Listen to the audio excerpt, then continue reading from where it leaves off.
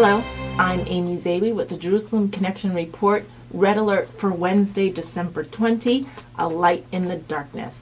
As we celebrate the last day of Hanukkah, the Festival of Lights, I'd like to reflect on some light in the darkness in regards to the BDS movement. BDS, Boycott, Divest, and Sanction, are activities targeting the nation of Israel and by default the Jewish people because of its Jewish identity, even though it does it in the name of activities against Israeli policy. They use economic boycotts, political PR campaigns, as well as economic policies and educational policies to starve Israel off the world stage. Well, I must say this darkness is being overcome by rays of light at various levels. BDS's economic results are difficult to discern. In fact, this week, one of its leaders engaging and inciting most frequently to engage in BDS at college campuses and other organizations is herself under severe scrutiny. Linda Sarsour, a Palestinian activist, has been coming under fire by a former staff member because of sexual harassment claims. In this claim, the staff member claims that she went to Ms. Sarsour about sexual harassment from another staff member, and that Ms. Sarsour threatened this colleague to stay quiet and not bring it to the attention.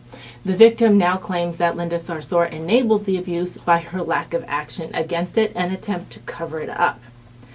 This is trending on various social media sites because it is quite ironic. Linda Sarsour has said repeatedly that you cannot be a Zionist and a feminist at the same time. She also marched in last January's Women's March on Washington, claiming to be for women's rights issues. She's also railed against several well-known authors and speakers who have been victims of various female genital mutilation and other Muslim policies and religious practices, and she has fought against those folks to silence them. My point here is that it's a bit ironic that it is the trend in Hollywood and in the politics and in every other media websites about sexual harassment issues that are now bringing this woman and her organization under scrutiny, since their policies and tactics always seemed a bit illogical and off-kilter. In other ways that BDS is apparently defunct is the fact that airlines worldwide are adding routes to Israel. For example, El Al has added several additional routes per week from Miami to keep up with demand for people wanting to visit Israel. Moreover, in Europe, in various cities where routes exist, they've added more weekly routes as well as offered new cities of origin for which to fly to both the Red Sea resorts and Tel Aviv. And these are European airlines as well as El Al. So this proves that the economic uptick towards tourism to Israel seems to be on the rise.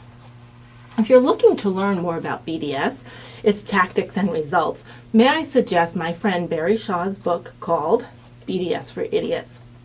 It's available on Amazon as a paperback or Kindle download.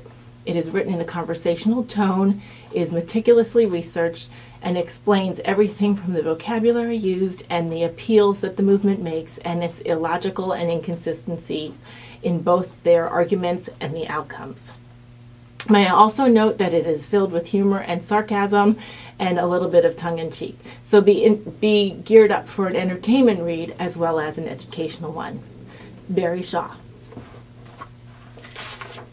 As well, One American News Network has gained my kudos this week, excuse me, because of their increasing foothold in the cable news network industry. They are really giving CNN and Fox News and MSNBC a run for their money, as I am hearing from people all over my community from all sides of the aisle that they like this news presentation as it offers more stories from around the world rather than focusing on a few and repeating them over and over again, and they're fairly presented.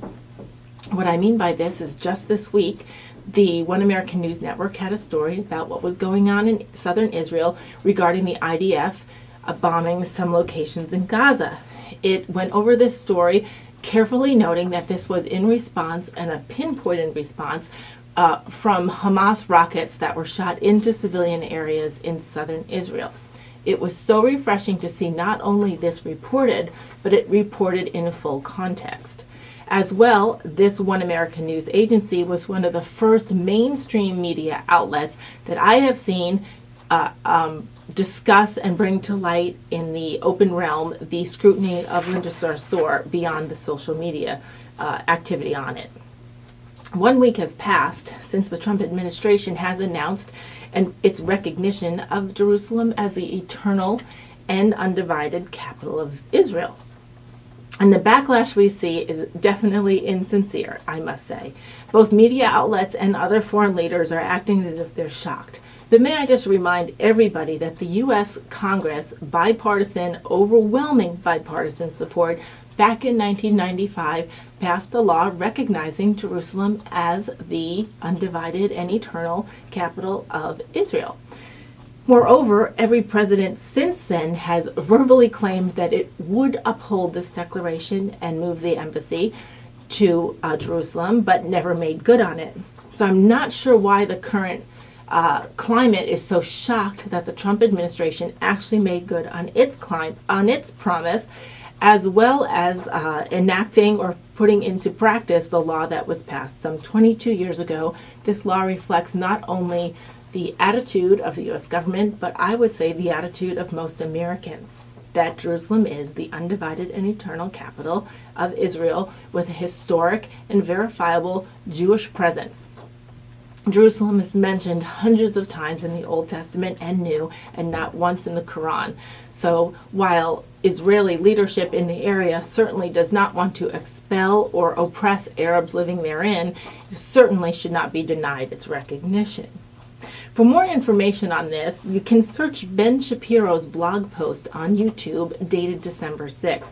He does a great job explaining how and why this decision by the Trump administration will in the long run promote peace, and that recognition for Jerusalem for what it is doesn't change the level of violence and anti-Semitic bent that already exists in the region. So, with that, happy last day of Hanukkah, Shavua Tov. Have a great week.